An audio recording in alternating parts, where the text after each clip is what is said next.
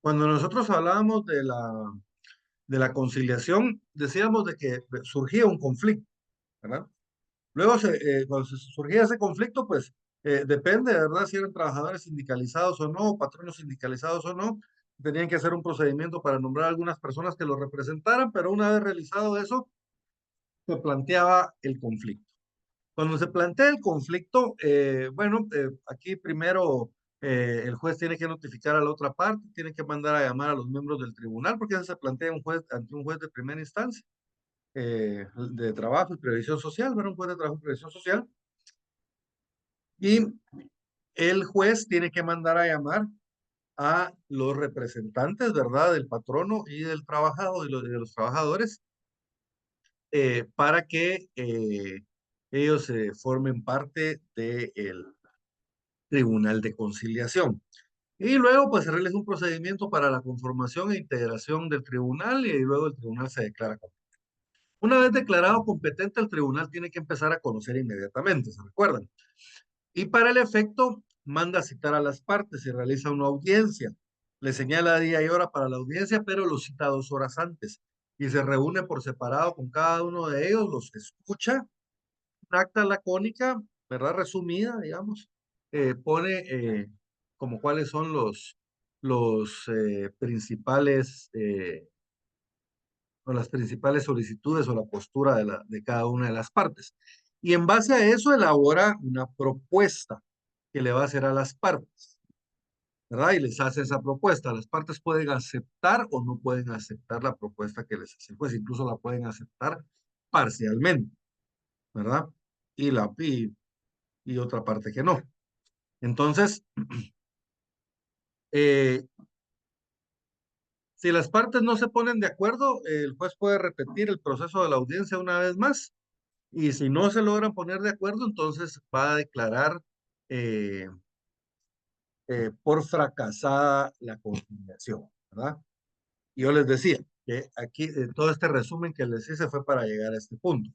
Cuando fracasa la conciliación, las partes tienen dos opciones, ¿verdad? Se puede pedir al juez que declare la legalidad del movimiento de huelga o de paro, según sea el caso. Bueno, yo les decía, la huelga es la que pide el, los trabajadores, ¿verdad? Y el paro es cuando quien pide que se deje de trabajar es el patrón.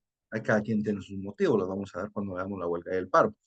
Entonces, podemos pedir que declaren la declaratoria de la legalidad de la huelga. Les hablo de la huelga porque el paro es muy poco común. Yo tengo una mi cuñada que es secretaria de un tribunal de trabajo aquí en Guatemala. Y yo le digo, ¿alguna vez has visto un procedimiento de paro? Le digo, nunca, pues, nunca. En todo el tiempo que tengo ahí, nunca he visto un paro. Huelga sí, bastantes, ¿verdad? Pero paro no. Entonces, lo más común es la huelga. Entonces, establecida la declaratoria de la legalidad de la huelga. Ya le podemos pedir al juez que se declare legal la huelga. Entonces, en este caso, pasaríamos a lo que es la huelga, ¿verdad? Que eso lo vamos a ver más adelante. O la otra opción que tenemos es que podemos ir al arbitraje, ¿verdad? Podemos ir al arbitraje. Entonces, las partes deciden, bueno, miren, vamos al arbitraje, ¿verdad? Cualquiera de las dos partes puede decidir ir al arbitraje. Entonces, se lo leo de nuevo, el 389. Una vez agotados los procedimientos de conciliación sin que los delegados hayan aceptado el arreglo o convenio en someter la disputa a arbitraje, el tribunal llevará eh, el tribunal levantará un informe cuya copia remitirá a la inspección de trabajo. Esta contendrá enumeración precisa de las causas del conflicto y de las recomendaciones que se hicieron a las partes para resolverlo. Además, determinará cuál de estos aceptó el arreglo o si las dos partes lo rechazaron. Lo mismo respecto al arbitraje propuesto o insinuado. Entonces aquí les da la opción, bueno, no quieren aceptar el convenio, entonces les doy la opción de ir al arbitraje, les dice el juez. Y si ellos deciden que no quieren ir al arbitraje, entonces se hace constar en un acta, pero aquí las partes ya quedan sujetas para estallar la huelga, o sea, pedir la legalidad de la huelga. Y una vez declarada la legalidad de la huelga, vamos a ver que tienen 20 días para que estalle la huelga. Pero regresemos al arbitraje. Entonces, miren, las partes no se lograron poner de acuerdo y como no se pusieron de acuerdo, entonces decidieron ir al arbitraje. El arbitraje también es un conflicto que lo va a conocer un juez de trabajo y previsión social. Y el juez va a tener que integrar el tribunal como en un tribunal de arbitraje. ¿Se acuerdan? Aquel era un tribunal de conciliación, este va a ser un tribunal de arbitraje, pero se integra de la misma manera, ¿verdad? Se integra de la misma manera. Hay un representante del patrono con sus respectivos suplentes y un representante de los trabajadores con sus respectivos suplentes. Entonces el juez los manda a llamar para que integren el tribunal de arbitraje y se lleva a cabo el procedimiento de ver si no hay algún impedimento o alguna causa de excusa por los que no deba de conocer alguno de los representantes, ya sea el patrono del trabajador, y si fuera el caso, entonces para eso están los suplentes, ¿verdad? Deja de conocer el titular y pasa un suplente a formar parte del tribunal de arbitraje. Entonces, básicamente se van a conformar de la misma forma, ¿verdad? De hecho, cuando vimos la conformación de los tribunales de conciliación y arbitraje, se recuerdan de que decía que los tribunales de conciliación y arbitraje se formarán de la siguiente forma.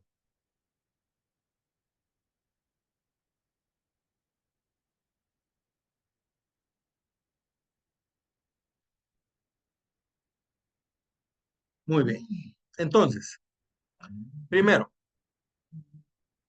el arbitraje, digamos, la resolución del arbitraje, que es el tribunal de arbitraje, es obligatoria. Esta ya la tienen que acatar las partes, es de cumplimiento obligatorio. Entonces, en la conciliación, ¿se acuerdan? El tribunal de conciliación nos hacía una propuesta, ¿verdad? Nos proponía una forma de conciliar, nos proponía un convenio. Y nosotros ese convenio lo podíamos aceptar o no. En cambio, aquí en el arbitraje, aquí es diferente. Miren, esa parte que yo les daba la oportunidad para que ustedes se pusieran de acuerdo y aceptaran un convenio en base a los términos que yo les estaba proponiendo, ya pasó. Entonces, aquí en el arbitraje ya es otra cosa. Aquí en el arbitraje, el tribunal de arbitraje entra a conocer las solicitudes. Supongamos de que fuera un pacto colectivo de trabajo. Entonces, es el tribunal de arbitraje el que prácticamente redacta el pacto y lo aprueba.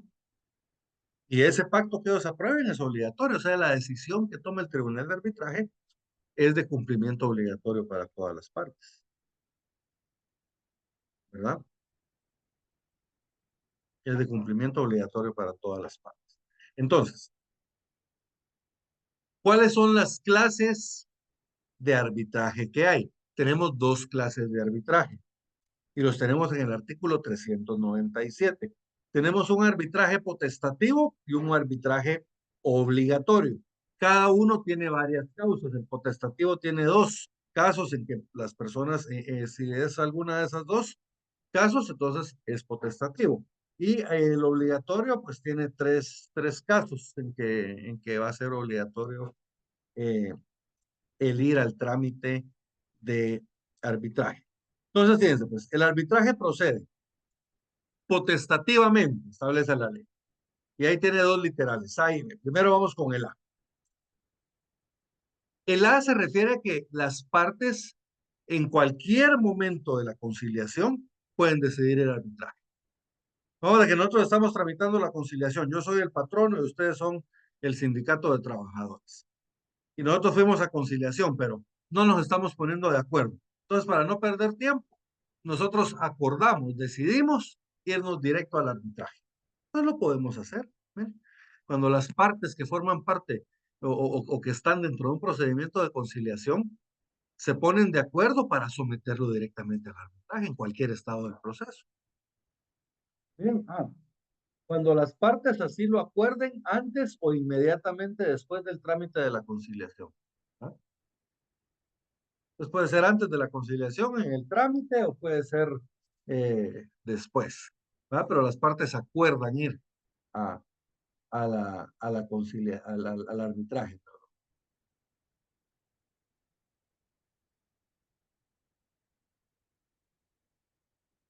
Y también puede ser potestativo cuando las partes así lo convengan, una vez ya declarado legal el movimiento de huelga o de paro. Entonces, miren, cuando se declara el movimiento de legalidad de huelga, ¿se recuerdan que yo les dije hace un momento? Van a tener 20 días los trabajadores para estallar la huelga. Pero ya declarada legal la huelga, pueden decidir que no estalle la huelga. Ellos pueden en cualquier momento acordar con el patrono, mire, ya nos declararon legal la huelga, pero nosotros no queremos parar de trabajar, no lo queremos afectar, entonces sentémonos a negociar otra vez o llevémoslo al arbitraje, ¿verdad? Entonces, en cualquier momento las partes pueden acordar también, ya una vez ya declarado el movimiento de huelga legal. B, cuando las partes así lo convengan, una vez se hayan ido a la huelga o al paro calificados de legal. Y luego aquí viene, ¿sí, Benilda? Licenciado, me imagino que el arbitraje tiene un costo. ¿Quién lo paga? El arbitraje. No, no, en Guatemala la justicia es gratuita. O sea, Oh, este no es un arbitraje privado, digamos. ay, ay, ay. Ujú. Ajá, este es un procedimiento de arbitraje que es conocido por los tribunales de justicia de Guatemala. Lo que pasa es de que hay otro arbitraje, que es el arbitraje que está en la ley de arbitraje, ¿verdad? Que esos son, bueno, aquí es cuando ya se refiere a otro procedimiento que se llama igual de arbitraje también, pero en ese procedimiento de arbitraje lo que pasa es que nosotros sometemos una cuestión civil o mercantil al conocimiento de un árbitro. O sea, ¿y qué es un árbitro? Es un juez privado. ¿Verdad? Entonces a ese, como decía Benilda, a ese sí le tenemos que pagar, ¿verdad? Y eso pues ahí está establecido en la ley de arbitraje. Regularmente pues cada quien va a tener que correr con sus gastos, ¿verdad? Y el que pierda pues se le va a poder cobrar dentro de eso las costas procesales, pero normalmente cada quien va a correr con sus gastos, o sea, cada quien le va a tocar pagar su parte dentro del procedimiento de arbitraje. Pero este arbitraje que estamos hablando acá es un arbitraje laboral, ¿verdad? Entonces este está contenido en el Código de Trabajo y es conocido por un tribunal de arbitraje. Entonces vamos a ver cómo se conforma. Entonces, les decía yo que tenemos el arbitraje obligatorio.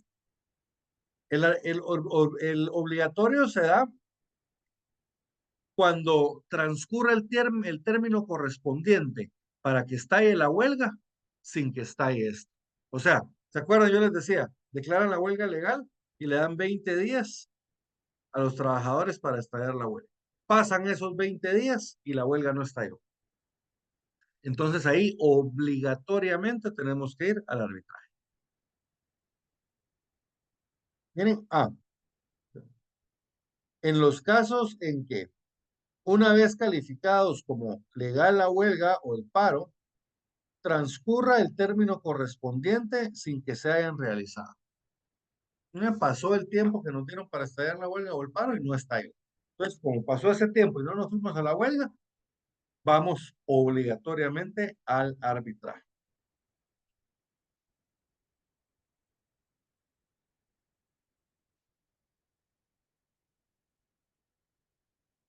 B. En los casos previstos en los incisos A y D del artículo 243 de este código. Eso se refiere a los trabajos de transporte. Ellos, como lo que les explico esto, los trabajadores de transporte no se pueden ir a la huelga. ¿Verdad? Porque el transporte pues es un servicio de primera necesidad. Si se para el transporte de mercaderías o de personas, pues, prácticamente se para el país, ¿verdad, jóvenes? Como pudimos ver hace unas semanas. Entonces, aunque en este caso no era una huelga, ¿verdad? Sino que era más bien un paro por motivo de protestas, ¿verdad? Que estaba haciendo el pueblo de Guatemala. Podemos estar de acuerdo o no, para jóvenes, eso ya es otra cosa, pero yo trato de explicarles qué era lo que estaba pasando. Entonces, eh, acá, digamos, si fuera el caso de que los trabajadores del transporte se fueran a la huelga, esto no es legal, ¿verdad, jóvenes? Porque ellos, por el tipo de trabajo que es, no pueden ir a la huelga. Si fueran el ejemplo que les ponía yo de cuando se habían ido a la huelga los de la refinería en Escuintla, llegó el ejército y los hicieron regresar. Todos, no duró pero ni un día la huelga. ¿verdad? Eso fue en los años 80, por cierto. Entonces, C, en el caso de que solicitada la calificación de legalidad o ilegalidad de la huelga, una vez agotado el trámite de conciliación, yo no se llenare con el requisito a que alude el inciso C del artículo 241.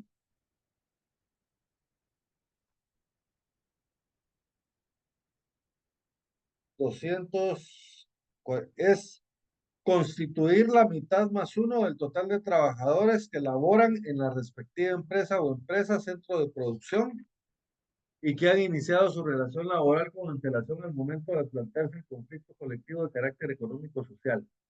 Para este recuento, perdón, no deben incluirse los trabajadores de confianza y los que representan al patrón. Entonces, miren, si esos del 241 son los requisitos de la huelga legal.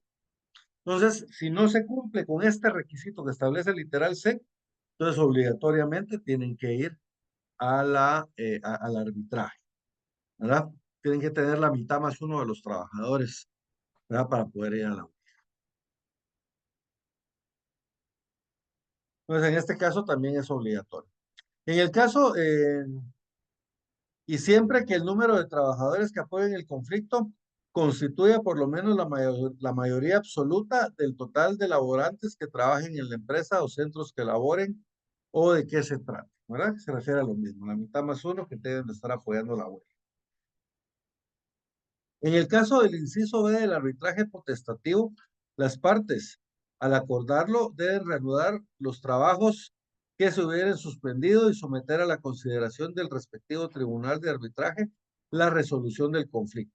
La reanudación de labores se hará en las mismas o mejores condiciones vigentes en el momento en que ocurrió la suspensión.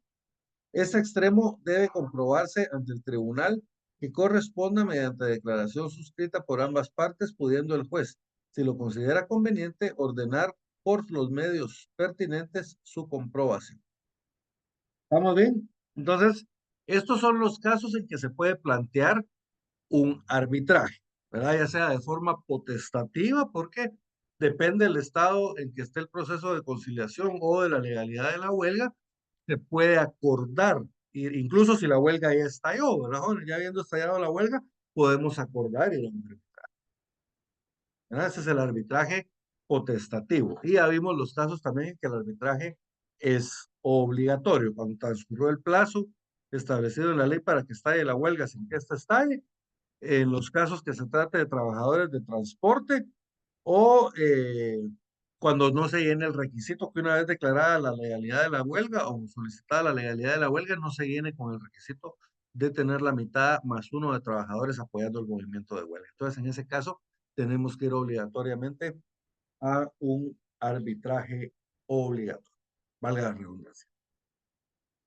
Paso número 1, planteamiento del arbitraje. Este lo tenemos en el artículo 398. Por favor, Shirley.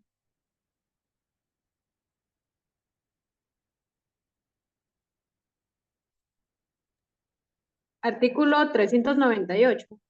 En los casos de arbitraje potestativo, las partes deben someter ante el respectivo juez de trabajo y prevención social y por escrito los motivos de su divergencia y los puntos sobre los cuales están de acuerdo, designando además 3 delegados por cada parte con poderes suficientes para representarlos de conformidad con lo prescriptuado en el artículo 409, señalando lugar para recibir notificaciones en caso no llenaren este requisito, el juez ordenará subsanar la omisión.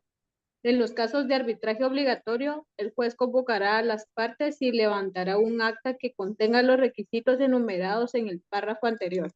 Entonces, miren, el primer párrafo se refiere al arbitraje potestativo. Cuando las partes desean que se inicie el arbitraje, entonces las partes deben de someter ante el respectivo juez, ¿verdad? Por escrito y le tienen que indicar cuáles son los motivos de su divergencia, o sea, qué es en lo que no están de acuerdo, ¿verdad? Y deben designar a 3 delegados por cada parte, de conformidad con lo establecido en el 409. El 409 lo que establece es ante los tribunales de conciliación y arbitraje con asesoría de abogado las partes deben comparecer personalmente o ser representadas. A, por parientes dentro de los grados de ley o abogados, si se tratara de patrones individuales. B, por compañeros de labores, si se tratara de trabajadores. Y C, por sus directores, gerentes o empleados superiores con poder suficiente, si se tratara de personas jurídicas emplazadas como el patrón. En todo caso, los comparecientes deberán acreditar su calidad. Entonces, de esa forma es que tienen que comparecer las partes al arbitraje. Eso es a lo que se refiere la primera parte del artículo 398. Deben señalar lugar para recibir notificaciones y si no lo hacen, el juez antes de seguir con el trámite debe ordenar que se subsane dicho requisito. Si se tratara de un arbitraje obligatorio, entonces aquí no son las partes lo que lo inician, sino que al darse la causa de la obligatoriedad es el juez de primera instancia. Porque se acuerdan que ¿quién estaba conociendo en conciliación? Un juez. Entonces el propio juez el que cita a las partes para el arbitraje obligatorio cuando se trate de algunos casos pues obligatorios. ¿Ven? En el caso de arbitraje obligatorio, el juez convocará a las partes y levantará acta que contenga los requisitos enumerados en el párrafo anterior. Segundo paso, integración del tribunal. ¿Se acuerdan qué era la integración del tribunal? El juez manda a llamar a los miembros, ¿verdad? Representantes del patrono y representantes del trabajador para que se integren al tribunal de arbitraje, ¿verdad? Para que juntamente con el juez de primera instancia conformen el tribunal de arbitraje. ¿Estamos bien? Llenados todos los trámites anteriores, el juez dentro de las 24 horas siguientes procederá a integrar el tribunal. También el juez, una vez le plantearon el conflicto, tiene 24 horas para llamar a las partes a que integren el tribunal.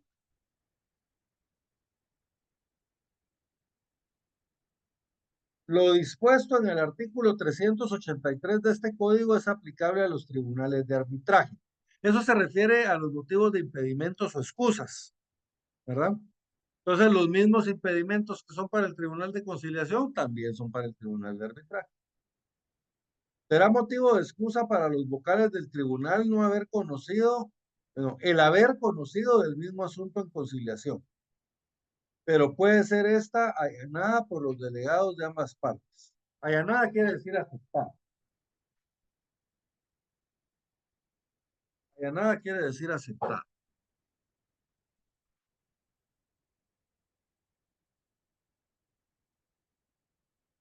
¿Verdad? Entonces, si uno de los miembros de los representantes, ya sea de trabajadores o de patronos, conocieron en conciliación este mismo caso, ese es un motivo para que ellos puedan excusarse. Pero de común acuerdo las partes pueden allanarse, o sea, pueden aceptar que aún ya él habiendo conocido pueda seguir conociendo en la conciliación.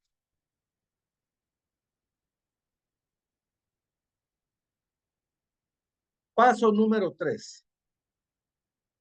Artículo 401. El tribunal se declara competente.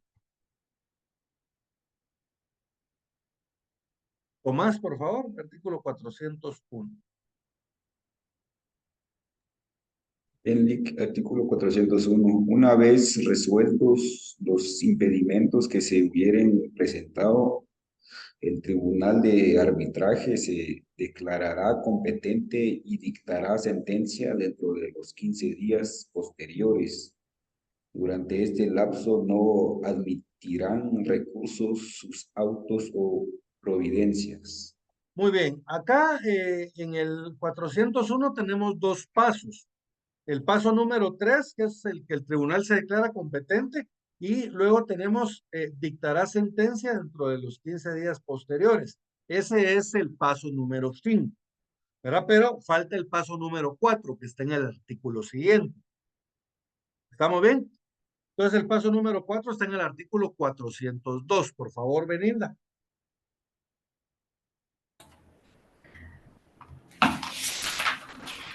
Que es el tribunal escucha a los delegados de las partes. Artículo 402.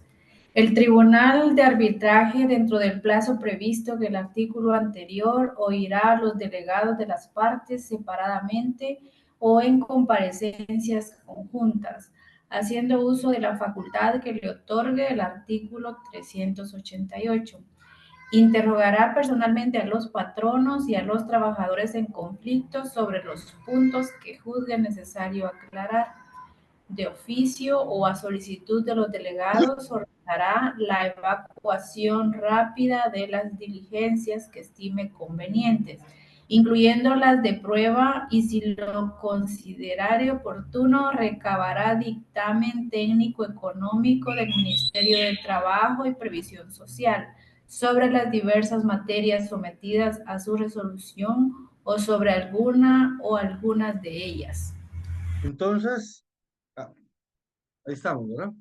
Eh, Esto lo tiene que realizar, este paso de que el tribunal escucha a los delegados de las partes, ¿verdad? Y en ese plazo que los escucha, él puede realizar ciertas diligencias para esclarecer, ¿verdad? Bien cuáles son las pretensiones o cuáles son las peticiones de cada una de las partes. Ahora bien, esto lo tiene que realizar dentro de los 15 días que establece que el juez debe dictar, que el tribunal debe dictar sentencia. ¿Se recuerdan? En el artículo anterior establecía, una vez resueltos los impedimentos que se hubieran presentado, el tribunal de arbitraje se declarará competente. Ese era el paso número 3. Y luego el paso número 5 establecía y dictará sentencia dentro de los 15 días posteriores. O sea que se declara competente el tribunal y 15 días después, esos 15 días son hábiles, ¿verdad, joven? 15 días después se debe dictar la sentencia. Ahora, ¿qué pasa en esos 15 días entre que se declara competente el juez y la emisión de la sentencia? Esos 15 días son para oír a la parte, para oír a cada una de las partes y realizar todas las diligencias que el tribunal estime convenientes para esclarecer la situación. ¿Estamos bien? Entonces, básicamente, aquí tenemos el trámite del arbitraje. Paso número 1, el planteamiento del arbitraje. Si fuera potestativo o si fuera obligatorio, pues es el mismo juez el que cita a las partes. Luego, el juez debe integrar el tribunal de arbitraje. Para esto, lo que hace es que manda a llamar a los representantes de los trabajadores y los patronos. Esto lo tiene que hacer dentro de las 24 horas siguientes al planteamiento del arbitraje. Eso lo tenemos en el artículo 339. Se resuelven todas las cuestiones de excusas, impedimentos, excusas o recusaciones de los miembros del tribunal. Y luego, resuelto eso, el tribunal se declara competente. Y luego se debe proceder, el tribunal procede a escuchar a las partes, a los delegados de las partes, y para ese efecto tiene 15 días. Y durante esos 15 días los puede escuchar y puede realizar ciertas diligencias que la ley le autoriza. Y pasados esos 15 días, el tribunal emite sentencia. Ahora, lo técnico es que lo que emite el tribunal de arbitraje es un laudo arbitral, ¿verdad? Entonces ese se llama laudo arbitral. Aquí la ley le llama sentencia, ¿verdad? Pero lo correcto, lo técnico es un laudo arbitral. Y de hecho, si ustedes ven cuando el tribunal de arbitraje emite el laudo, precisamente ellos indican que lo que están emitiendo es un laudo arbitral. Ahora, la sala de apelaciones, cuando apelan este laudo, entonces ya utilizan el término sentencia arbitral, ¿verdad? Pero el tribunal de arbitraje, que es el que conoce, digamos, el arbitraje en primera instancia, ellos le llaman laudo, ¿verdad? Esa es la forma técnica, digamos. Como tenemos un poquito de tiempo, jóvenes, yo creo que es importante que nosotros leamos algunos artículos. Por favor, vámonos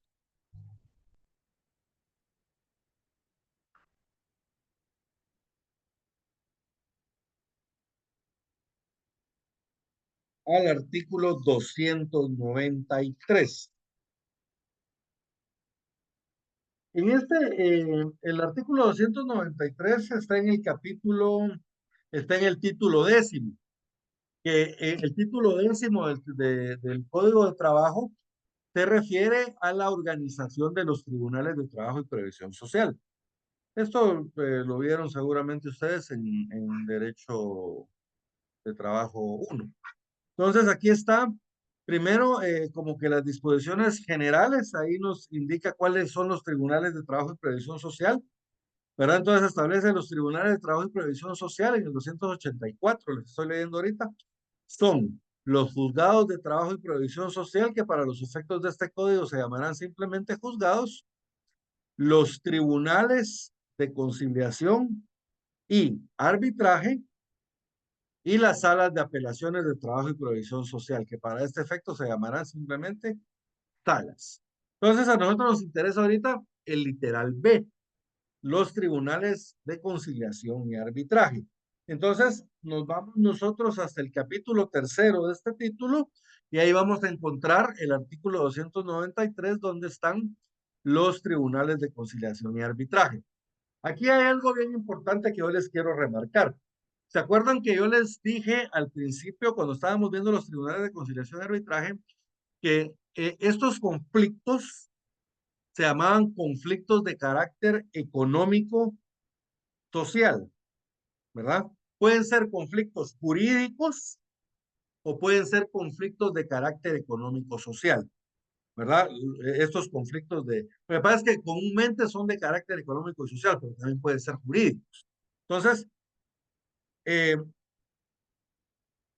un conflicto jurídico, ¿qué es? Si quieren, anoten.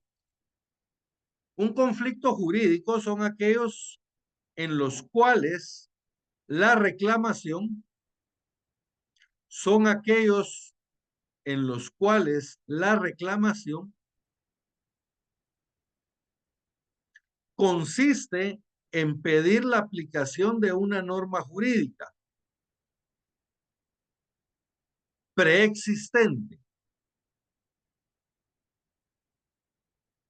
en los cuales la reclamación consiste en pedir la aplicación de una norma jurídica preexistente.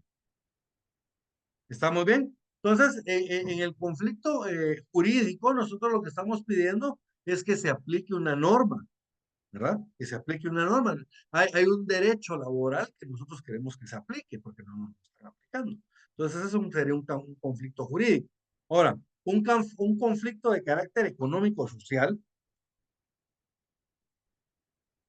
es aquel en el cual se pretende crear un nuevo derecho.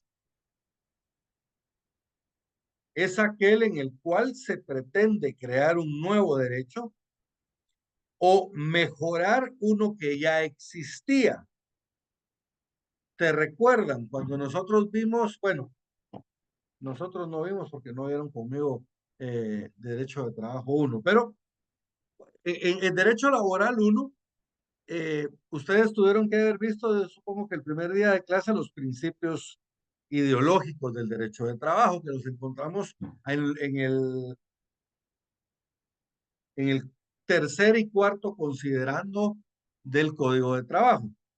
Pero si nos vamos al cuarto considerando en el literal B, ahí establece 3 principios: derechos mínimos, irrenunciabilidad de derechos mínimos y superación de los derechos mínimos. En la parte que se refiere a la que se refiere a la superación de los derechos mínimos, establece que la forma de mejorar o de superar esos derechos mínimos es por medio de la contratación individual o colectiva, y muy especialmente por los pactos colectivos de condiciones de trabajo. Entonces, miren, el pacto colectivo de condiciones de trabajo sirve para crear nuevos derechos de trabajo, o sirve para mejorar o superar los derechos de trabajo que ya están existentes. Miren, le leo rapidito este literalmente.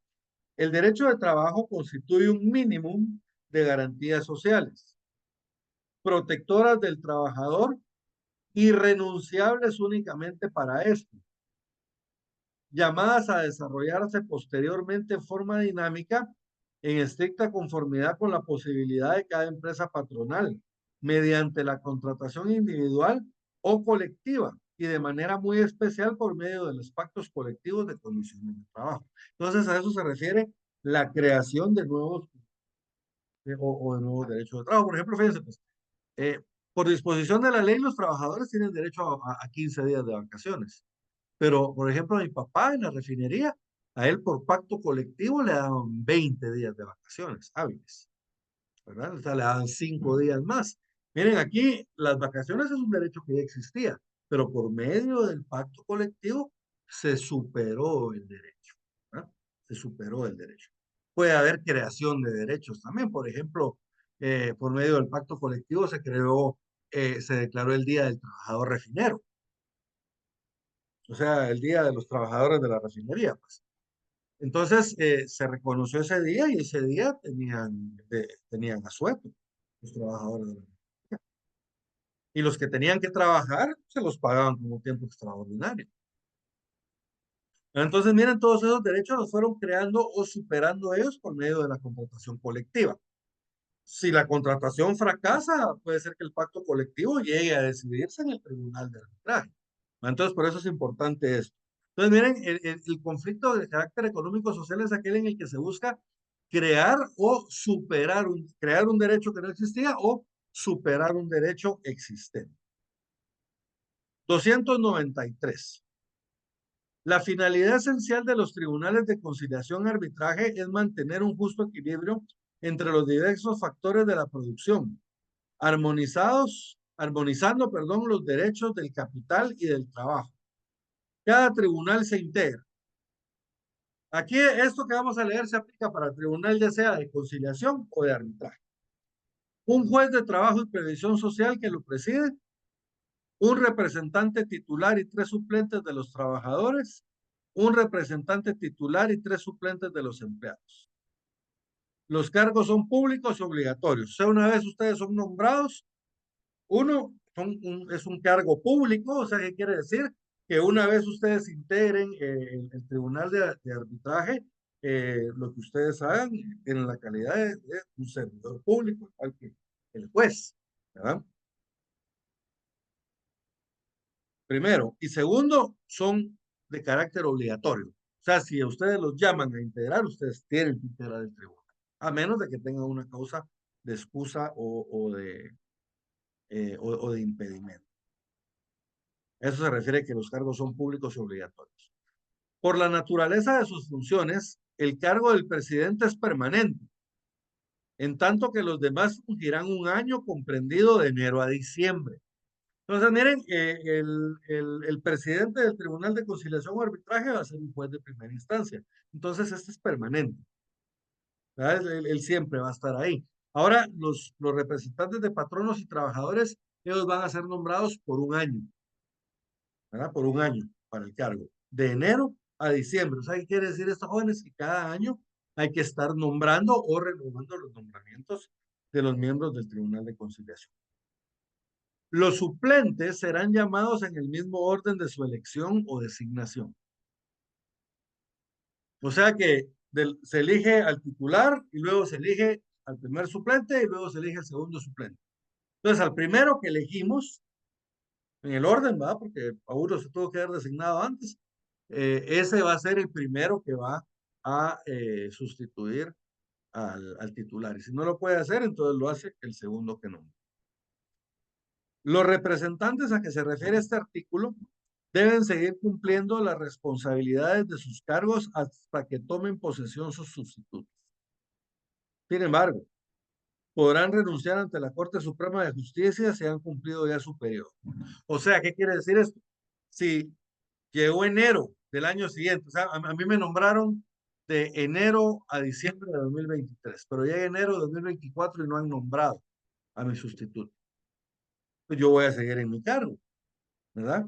Yo tengo que seguir porque no puedo dejar tirado el cargo ahí vacante. Entonces, hasta que nombren al sustituto, yo puedo dejar mi cargo.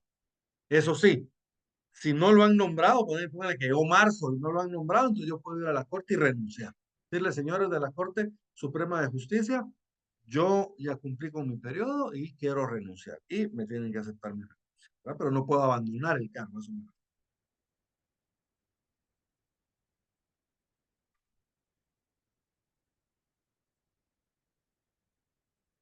El secretario del juzgado cuyo juez preside el tribunal lo es a la vez de este también permanentemente. O sea que el mismo secretario del juzgado va a ser el secretario del tribunal de conciliación. 294. Los tribunales de conciliación y arbitraje tienen carácter permanente y funcionarán en cada juzgado que por designación de la Corte Suprema de Justicia conozca en materia laboral. O sea, todos los juzgados de primera instancia de trabajo y previsión social de la República pueden constituirse en tribunales de conciliación y arbitraje. ¿Va? Todos. El presidente del tribunal convocará a los representantes de los trabajadores y patronos cuando sea necesario integrar dicho tribunal. Los suplentes serán llamados en el mismo orden de su elección o designación. El juez y quienes integren los tribunales de conciliación y arbitraje devengarán en concepto de dietas las sumas que decida la Corte Suprema de Justicia, la cual debe incluir anualmente en su presupuesto suficientes recursos para ello o gestionar conforme la ley las transferencias necesarias para este fin. Los tribunales de conciliación y arbitraje conocen en primera instancia, ¿verdad? Ellos conocen el procedimiento en primera instancia. Entonces, básicamente lo que quiere decir esto es que pues les van a pagar, ¿verdad? Les van a pagar dietas por cada vez que se reúnan los miembros del Tribunal de Conciliación y Arbitraje. Pues es justo que les paguen por su trabajo. Artículo 295. Los representantes de los trabajadores y empleadores serán propuestos por sus respectivas organizaciones a la Corte Suprema de Justicia a más tardar el último día hábil del mes de noviembre de cada año, para que ésta califique dentro de los 15 días siguientes si los candidatos a ser nombrados reúnen o no las calidades que la ley exige. De no ser así, o en caso de que no se presentaren candidatos o que no se complete el número de cada parte debe proponer, queda facultada a la Corte para designar libremente como integrantes de una u otra parte a las personas que satisfagan los requisitos de ley. Una lista con los nombres de quienes resulten nombrados deberá remitirse a los juzgados de trabajo y previsión social inmediatamente que sean designados. Será también publicada en el Diario Oficial y en otros medios de comunicación social, así como enviada al Colegio de Abogados. Requisitos para ser miembros del tribunal. Bueno, primero, aquí estamos hablando de los requisitos de los representantes, ¿verdad? De trabajadores y patronos. El juez pues, tiene que cumplir los requisitos del juez de trabajo y previsión social. Primero, bueno, el Código de Trabajo establece que deben ser guatemaltecos naturales, pero ese término de guatemalteco natural era un término que lo recogía la Constitución anterior. Ahora a esos guatemaltecos naturales se les llama guatemaltecos de origen, ¿verdad? Nuestra actual Constitución les llama guatemaltecos de origen. Entonces aquí anótenle por favor ver artículo 144 de la Constitución Política de la República. Si ustedes se dan cuenta, aquí se refiere a los guatemaltecos naturales de los comprendidos en el artículo 6 de la Constitución, pero el artículo 6 de nuestra actual Constitución no establece nada de guatemaltecos naturales, sino que eso de la nacionalidad, eso lo tenemos en el artículo 144. Y a las personas que antes la Constitución les llamaba guatemaltecos naturales, que eran los nacidos en Guatemala, pues, a esos ahora les llama guatemaltecos de origen, ¿verdad? Nacidos en Guatemala o hijos de padres guatemaltecos nacidos en el extranjero, o los nacidos en naves o aeronaves con bandera guatemalteca, o los centroamericanos que adopten la nacionalidad guatemalteca van a ser considerados también guatemaltecos de origen. Así rápido. Segundo requisito, tienen que ser mayores de 21 años. De instrucción. O sea, de instrucción yo pues, entiendo que sean estudiados, pues, que tengan estudios. No establece hasta qué estudios, ¿verdad? Pero que tenga estudios, ¿verdad? De instrucción. De buena conducta notorios, ciudadanos en el ejercicio de sus derechos y del Estado seglar. ¿Qué quiere decir? Bueno, 21 años se entiende, ¿verdad? Que tienes una persona que tiene que haber cumplido los 21 años. Si tiene 20 años, no puede ser miembro del Tribunal de Conciliación y Arbitraje. De instrucción que tenga estudios de buena conducta notorios. ¿Verdad? ¿Cómo probamos la buena conducta, jóvenes? A mí la única forma que se me ocurre es presentando carencias de antecedentes penales y policíacos. ¿Verdad? Porque si pues nunca me han metido preso, nunca me ha llevado la policía, nunca me han condenado por ningún delito, pues eso quiere decir que he tenido una conducta aceptable dentro de la sociedad, una buena conducta social. ¿Estamos bien? Ahora, ciudadanos en ejercicio. Acá, a mí siempre me preguntan, mire, pero ¿y qué? Pero yo les digo, ¿qué es un ciudadano? Y me dicen, bueno, un ciudadano es el que ha cumplido 18 años. No, le digo, este es un capaz, este es un guatemalteco capaz. Él tiene capacidad de ejercicio. ¿Verdad? Ya llegó a la mayoría de edad. Entonces ya es capaz de ser sujeto de derechos y obligaciones. Pero eso no es ciudadano. ¿Qué es ciudadano?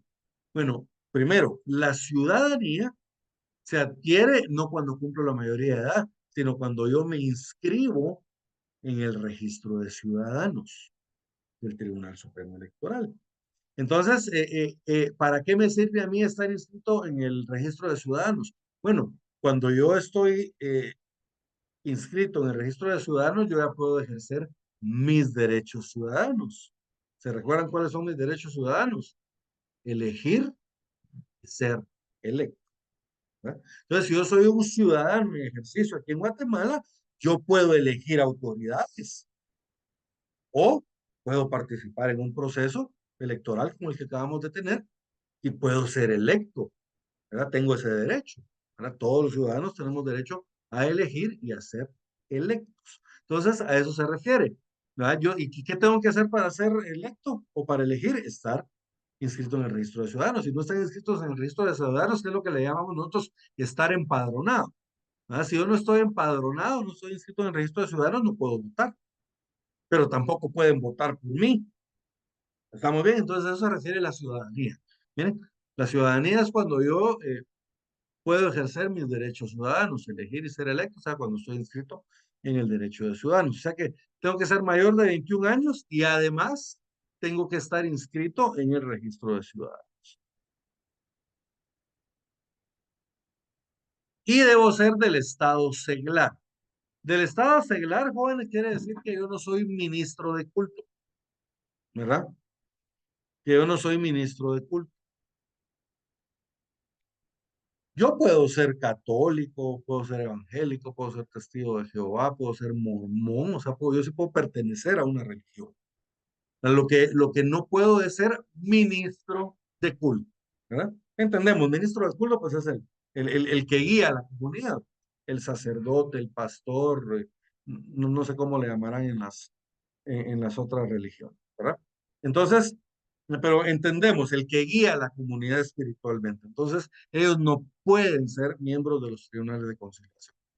Ahora, si yo soy, por ejemplo, católico y yo no hay ningún problema, ¿verdad? Puedo profesar una religión. Lo que no puedo ser es ministro de culto. ¿Estamos bien? Eso se refiere a ser del Estado seglar.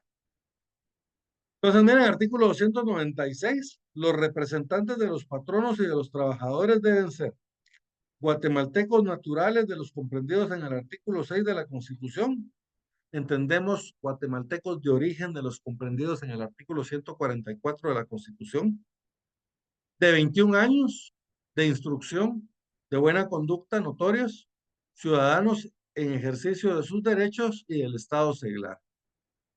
Además, deben ser domiciliados en la zona jurisdiccional del respectivo juzgado. O sea, los que van a ser miembros de tribunales de conciliación aquí en Guatemala tienen que ser de aquí de Guatemala, pues.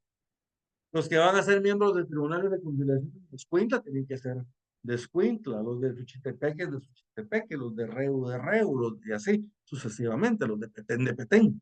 Entonces, tienen que ser los miembros, tanto los representantes de trabajadores como de patronos, tienen que ser del lugar de donde está el tribunal, ¿verdad? Obviamente. No pueden ser conciliadores ni árbitros los abogados. Miren, o sea, si son abogados, a excepción del presidente del tribunal, que obviamente es el juez, ¿verdad? Ese tiene que ser abogado. pero los representantes de trabajadores y patronos no pueden ser abogados, ¿verdad? Porque la idea acá es ir a conciliar, y los abogados pues no somos conciliadores, somos peleoneros. Entonces los abogados no pueden ser miembros de los tribunales de conciliación, ni los miembros del organismo judicial. Ya sea, por ejemplo, alguien que sea un representante de los trabajadores, pero que él trabaje como oficial en el organismo judicial, aunque no sea un tribunal de trabajo, no puede él ser representante de los trabajadores, ¿verdad? El único abogado y empleado del organismo judicial que puede formar parte de estos tribunales, pues es obviamente el juez, ¿verdad? Y el secretario. 297. El representante que en cualquier forma faltare a su deber será objeto de corrección disciplinaria según la gravedad de la falta, con multa de 10 a 500 quetzales a juicio de la Sala de Apelaciones de Trabajo y Previsión Social. Con esas resoluciones cabe recurso de apelación ante la Corte Suprema de Justicia. Bien, entonces les leía estos artículos porque para que ustedes comprendan de una mejor forma cómo es que se integran estos tribunales de conciliación y arbitraje. Y pues, porque teníamos también un poquitito de tiempo. Entonces, regresando ahora al trámite del arbitraje, entonces veíamos nosotros, resumen rápidamente. Paso número 1, planteamiento del arbitraje. Paso número 2, la integración del tribunal dentro de las 24 horas siguientes al planteamiento del arbitraje. Luego el tribunal se declara competente, que es cuando ya se resolvieron todas las cuestiones de excusas, recusaciones o impedimentos. Entonces ya las partes ya se sabe quiénes son los que van a formar parte del tribunal y se declaran competentes. Luego, en el plazo de 15 días siguientes a que se declaren competentes, tienen que oír a las partes y realizar ciertas diligencias para esclarecer cuáles son las solicitudes o inconformidades de cada una de las partes, y pasados esos 15 días deben emitir el respectivo laudo arbitral. Y ese laudo arbitral, se recuerdan que es obligatorio.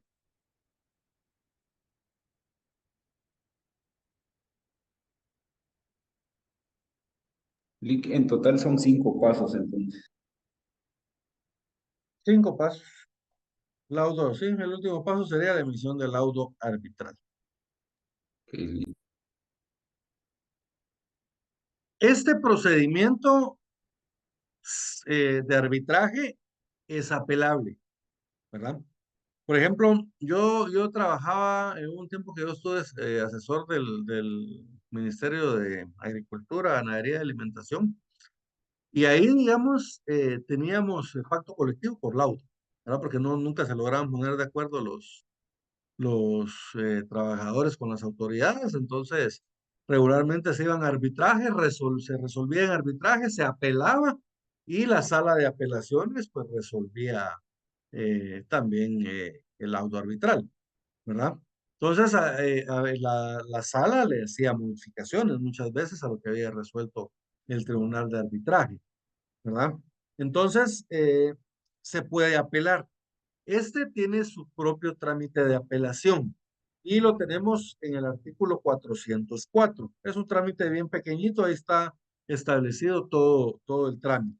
Yo siempre les digo que le anoten ahí cerca del 404, 3 por 10 por 7.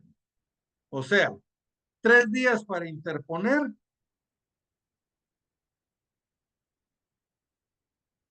Luego pueden haber 10 días para auto para mejor proveer y luego en los 7 días siguientes tiene que dictar sentencia. Miren, artículo 404.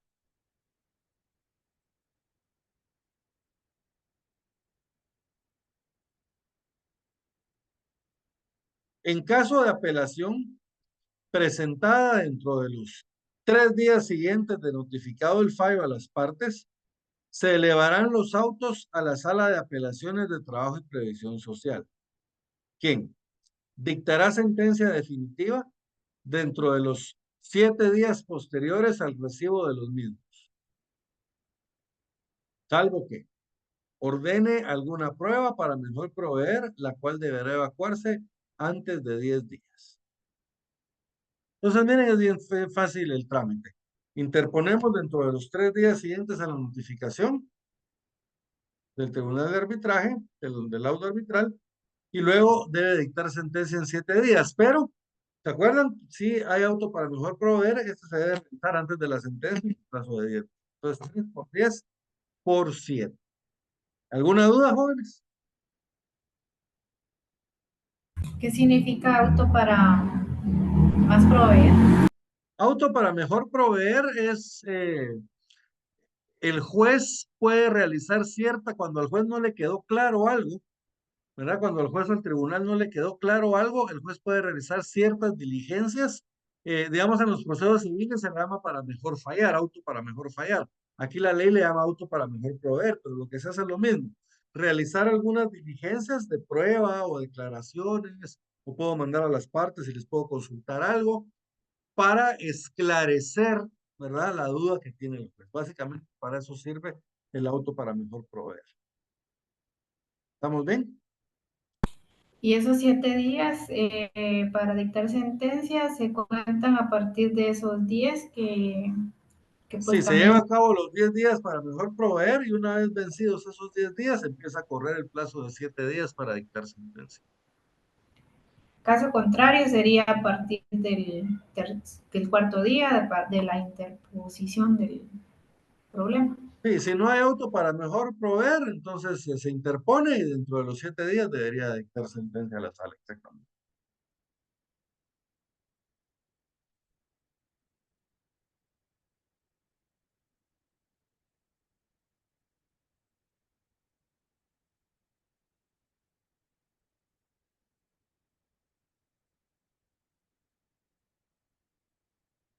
Muy bien.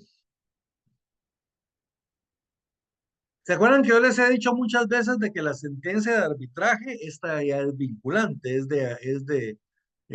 la tienen que acatar obligatoriamente las partes, ¿verdad? En la conciliación allá ellos podían aceptar o no aceptar lo que el tribunal les proponía, pero acá en el arbitraje, ya lo que el tribunal decida, y bueno, el tribunal, y que sea confirmado en apelación por la sala de apelaciones, si fuera el caso, eh, es obligatorio para las partes. Eso lo tenemos en el artículo 405.